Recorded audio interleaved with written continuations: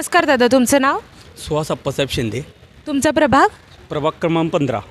तुमच्या या प्रभागामध्ये कोणकोणते उमेदवार उभे आहेत काय माहिती आहे का? आत्ता चालू प्रभाग 15मध्ये भाजपचे 4 उमेदवार उभा आहेत आणि अपक्ष पण त्या हिशोबाने आहेत.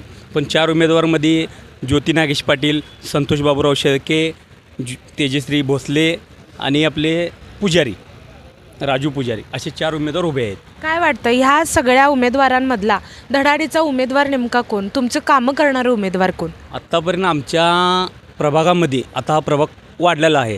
ह्याच्या पूर्वीपासून जो छोटा विभाग होता त्यामध्ये आत्तापर्यंत आम्हाला मदतीला पडलेली व्यक्ती आत्तापर्यंत आमच्या समाजासाठी किंवा काय असेल ते जनतेसाठी जे जर धडपडणारी व्यक्ती होती तर ती नागेश पाटील होती आणि त्यांची मिसेस आज इथं उभा आहे.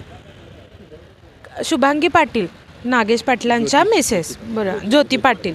मग ज्योती पाटीलांनी आत्तापर्यंत नेमकी कुठली कुठली कामं केलीत? सत्तेत नसताना देखील काय विकास केला? सत्तेत नसताना सुद्धा तुम्हाला माहितीसाठी सांगतो, सुळकुडी योजनेचे जे पाण्याचं जे प्रॉब्लेम इथे चालू होते, पाणी येत नव्हतं, 8 दिवसातून पाणी इकडं तिकडं जे प्रॉब्लेम होता बऱ्याचशा ठिकाणी आमच्या ज्योतिवहिनी स्वखर्चानं स्वतः बोर मारून दिलेले आहेत.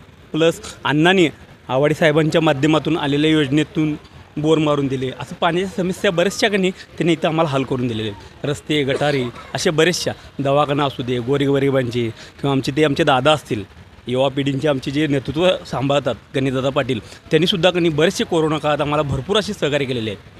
आणखी काय काय मदत करायला हवी आणि आणखी काय विकास करायला हवा असं वाटतं? आम्हाला असं वाटते या जनतेतून जर प्रभाग क्रमांक 15मध्ये हे जे आमचे 4 उमेदवार उभारले आहेत हे जर यासनी जर निवडून दिलं तर हे आणि जरा विकास करतील असं आम्हाला वाटते.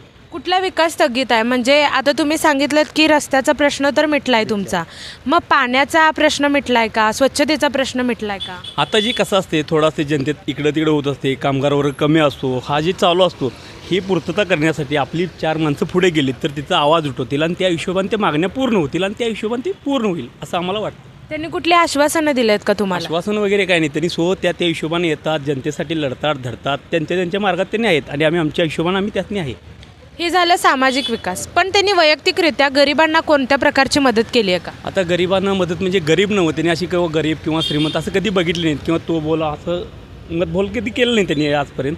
पण त्यांनी आत्तापर्यंत कोणत्याही क्षणी आम्ही अहोरात्री कधी पण आता कोण तर असतो सामाजिक असं झालं किंवा काय अशी घटना घडल्या हे घडल्या त्यावेळी त्यांनी ऑन द स्पॉट जागेवरून आम्हाला जेवढं होता येईल तेवढं सहकार्य केलं. इथेच नाही पर भागातसुद्धा